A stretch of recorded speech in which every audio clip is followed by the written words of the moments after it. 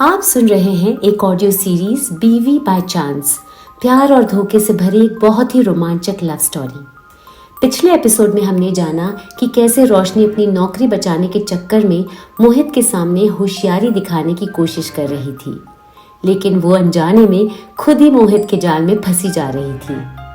दूसरी तरफ हमने पाया कि जिमी कुकरेजा ने भी मोहित को खत्म करने के लिए अपना जाल फैलाया हुआ था।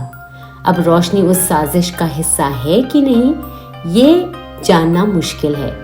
तो चलिए इस इंटरेस्टिंग कहानी के आगे का हाल सुनते हैं हमारे साथ। हम यानी मैं आरजे नवनीता और इस कहानी के लेखक मनोज, आपके अपने एस एफएम पर। Episode 20, change of plan. गाड़ी के अंदर रोशनी मोहित से फिर अपनी बात बेहिचक कहना शुरू करती है। डरिए मत मिस्टर मोहित कुकरेजा, मैं आपको कोई अनरीजनेबल ऑफर नहीं देने वाली।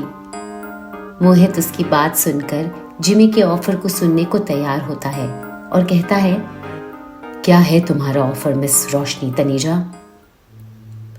रोशनी मोहित से परमिशन मिलते ही कहती है, सर दरअसल आज मैं अपने साथ में अपना पर्स नहीं कैरी कर रही हूँ, इसलिए प्लीज आप मुझे कुछ पैसे उधार दे दीजिए।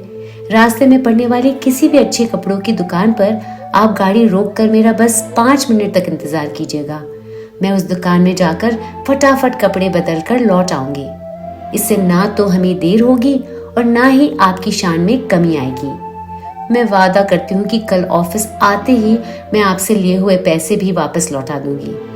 कहिए, क्या आपको ये सौदा मंजूर है? मोहित रोशनी की बात को सुनकर हैरान हो जाता है। उसे एक तरफ मन ही मन उसकी इस बचकानी ऑफर पर हंसी आती है, तो दूसरी तरफ इस नादानी के पीछे कौन सी गहरी साजिश छुपी है जानने की ख्वाहिश भी होती है।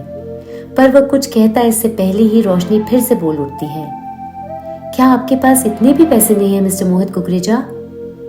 मोहित अपनी नई ऑफिस असिस्टेंट की इस नादान तरीके से सौदेबाजी करने को देखकर मुस्कुरा देता है और कहता है, लेकिन इस डील में मुझे तो सिर्फ तुम्हारा ही फायदा दिख रहा है मिस रोशनी तनेजा। मुझे इस डील से क्या फायदा होगा?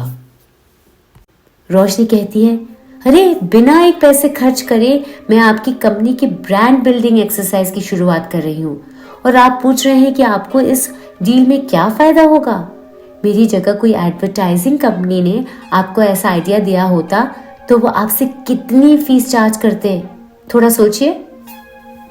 मोहित उसकी बात सुनकर मुस्कुराता है और मन ही मन सोचता है, ये लड़की या तो सच में बहुत मंदबुद्धि है या फिर काफी शातिर दिमाग वाली। चलो आज पता ही कर लेते हैं। और कहता है, तो ठीक है, मुझे तुम्हारी ये डील मंजूर है रोशनी तनेजा। बताइए कौन सी कपड़े की दुकान पर ले चलें हम आपको?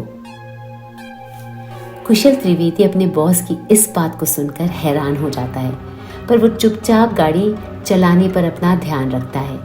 वो एक बटन दबाता है और उसके डैशबोर्ड पर एक स्क्रीन प्रोजेक्ट होती है जो उसके आसपास खुली हुई हर रेप्यूटेड मॉल और डिजाइनर वेयर शॉप्स के नाम और ठिकाने दिखाता है और साथ ही उन ठिकानों पर जाने के राउट्स और डिस्टेंस।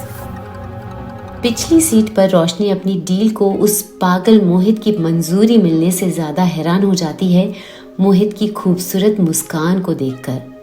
उसे तो यकीन ही नहीं होता है कि हमेशा गंभीर रहने वाला वो खड़ूस इतनी सुंदर मुस्कुराहट का मालिक भी था। दिन भर मोहित ने जो उस पर जितने सितम ढाए थे वो उन सबको इस हंसी पर कुर्बान करके भुला देती है। गाड़ी में माहौल पहले से काफी रिलैक्स हो जाता है, लेकिन रोशनी को पता नहीं क्या होता है कि उसका दिल तेजी से धड़कने लगता है। शायद मोहित की मुस्कुराहट ने उस पर कुछ अजीब तरह का जादू कर दिया था। उसने जल्दी से अपनी नजर मोहित के चेहरे से हटा ली।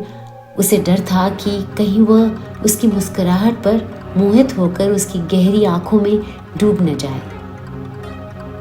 तभी पता नहीं मोहित वापस से गंभीर हो जाता है। उसका चेहरा गुस्से से भर जाता है और वो कुशल से कहता है, लगता है इन्हें कोई ठिकाना याद नहीं आ रहा कुशल। चलो हम ही इनको अपनी पसंद की पहचान करा देते हैं। गाड़ी को सलीम जावेद के बुटीक पर ले चलो। कुशल त्रिवेदी अपने बॉस का आदेश पाकर आईने में रोशनी को देखता है और मन ही मन कहता है, आज किसी की किस्मत फूटने वाली है। मिस रोशनी तनेजा, आपने गलत आदमी से पंगा ले लिया है। त्रिवेदी के मन में यह बात इसलिए आई थी क्योंकि उसे पता था कि जिस जगह अब वो जाने वाले हैं वहां रोशनी के साथ क्या होने वाला है। रोशनी को भी सलीम जावेद का नाम कुछ कुछ सुना सुना लग रहा था और वो याद करने लगी कि उसने ये नाम कहाँ सुना है। काफी कोशिश करने के बाद भी जब उसे कुछ याद नहीं आया तो रोशनी ने अपने सर पर जोर देना बंद कर दिया। उसने सोचा, मुझे सलीम जावेद के नाम से क्या लेना देना, मुझे तो बस अपने लिए कुछ ढंग के नए कपड़े और जूते ही चाहिए ताकि मैं पार्टी के स्वागत समारोह में इज्जत के साथ शामिल हो सकूं। कुशल गाड़ी को ऑटो मोड में डालकर सलीम जावेद के बुटीक पर जाने का इंस्ट्रक्शन दे देता है और खुद अपनी आंखें चारों तरफ रास्ते पर घुमाना शुरू करता है किसी सस्पिशियस एक्टिविटी की आशंका को मिटाने के लिए। उसने पार्टी में जाने के लिए जो राउट चुना था वहां चौराहे चौराहे पर उसने लोग उसकी सिक्योरिटी के लिए तैनात किए थे। अब इस नई दिशा में गाड़ी को मोड़ने की वजह से उसे अपने लोगों को इस बात की इत्तला भी देनी थी ताकि वो लोग भी उसके आगे के राउट के हिसाब से अपनी तैयारियां पूरी कर ले। वो फोन से अपने सिक्योरिटी के लोगों को व्हाट्सएप ग्रुप पर नए डेस्टिनेशन का इंस्ट्रक्शन दे देता है। सामने के चौराहे से गाड़ी यू टर्न लेती है और वो सलीम जावेद की बुटीक की तरफ रवाना हो जाते हैं। जिमी के लोग जो उसका पीछा कर रहे थे वो इस सडन चेंज ऑफ राउट से हैरान हो जाते हैं और उनमें से एक तुरंत जिमी को फोन लगाता है। कुकरेजा खानदान की हवेली की छत पर अपने प्लान की कामयाबी की खबर सुनने को बेताब जिमी को भी इस फोन का इंतजार था। फोन उठाते ही वह हेलो से पहले पूछ बैठता है, काम हो गया? कर दिया तुमने इस लंगड़े और उस पर्सनल असिस्टेंट को खत्म? गाड़ी में बैठा वो आदमी कुछ पल चुप रहे घबराते हुए जिमी से कहता है, सर वो सर सर करके मेरा सर मत खाओ, मुद्दे की बात बोलो, काम हुआ कि नहीं? जिमी बेसब्री से गुस्से से बोलता है। वो आदमी फोन पर जवाब देता है, सर नहीं, पता नहीं उनकी गाड़ी ने अचानक से यू टर्न लिया और वो अब हवेली की तरफ नहीं बल्कि किसी और तरफ जा रहे हैं। What? But why? जिमी के मुंह से ये शब्द निकल जाते हैं। वो आदमी जवाब देता है, हमें पता नहीं सर। जिमी गुस्से से कहता है, शट अप यू इडियट, मैं अपने से बात कर रहा था, मुझे कुछ सोचने दो। तब तक तुम लोग बिना किसी बेवकूफी किए बगैर चुपचाप उस शैतान का पीछा करते रहो। उसे जरा भी शक नहीं होना चाहिए कि तुम उसके पीछे हो। ऐसा करो, पहले तुम अपने बैकअप टीम को उसके पीछे भेजो और तुम लोग उनके थोड़ी दूर और जाने के बाद उसके पीछे जाना। मैंने तुमसे कहा था ना कि तुम्हारा पाला एक बहुत ही खुराफती दिमाग के इंसान से है। तुम हल्के में कोई गलती मत करना। वो आदमी यस सर कहकर अपना फोन काट देता है। हवेली की छत पर जिमी सोचने पर मजबूर हो जाता है कि मोहित ने क्या हवेली ना आने का इरादा बना लिया है।